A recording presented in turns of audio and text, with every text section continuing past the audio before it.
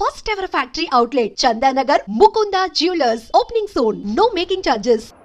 ఈ నెల 13వ తారీఖు ఈవినింగ్ 7 గంటలకి సిహెచ్ మురళీ గారు బిఎస్ఎన్ఎల్ డిపార్ట్మెంట్లో ఈయన ఇంజనీర్గా పనిచేస్తున్నారు.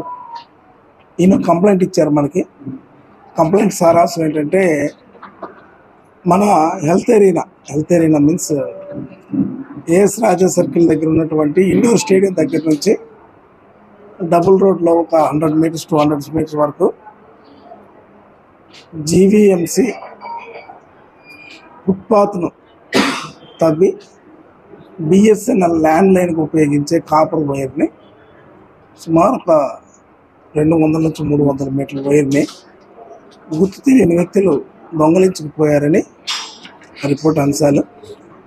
దానిపై మనం దర్యాప్తు చేసి 8 మందిని అదుపులోకి తీసుకోవడం జరిగింది. వీరి దగ్గర నుంచి 300 మీటర్ల కాపర్ వైర్,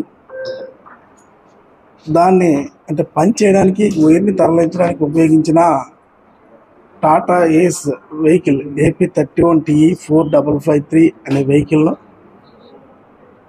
వీళ్ళ స్వాధీనంలోంచి 2,40,000 రూపాయల క్యాష్ను స్వాధీనం చేసుకొని 8 మందిని అరెస్ట్ చేయడం జరిగింది.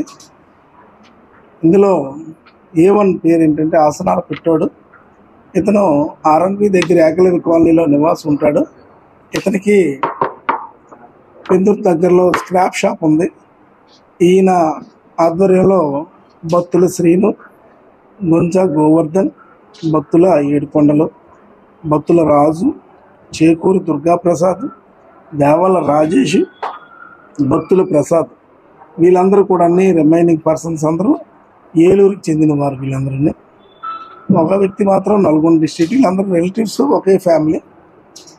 వీళ్ళు వృత్తి ఏంటంటే ఈ బిఎస్ఎన్ఎల్ కానీ ఎలక్ట్రికల్ డిపార్ట్మెంట్స్ కానీ గోతులు తవ్వి వైర్లు వేయడం వీళ్ళ వృత్తి. అదే వృత్తిగా భాగంగా కొంతకాలం క్రితం మన ఏరియాలో వీళ్ళే ఈ వైర్స్ వేశారు. దాన్ని అదునుగా తీసుకుని బిఎస్ఎన్ఎల్ ల్యాండ్ లైన్స్ కూడా పెద్దగా ఉపయోగంలో లేనందున కంప్లైంట్స్ రావన్న ఉద్దేశంతో వీళ్ళు ఇక్కడ డిగ్ చేసి వైర్ని తస్కరించడం జరిగింది.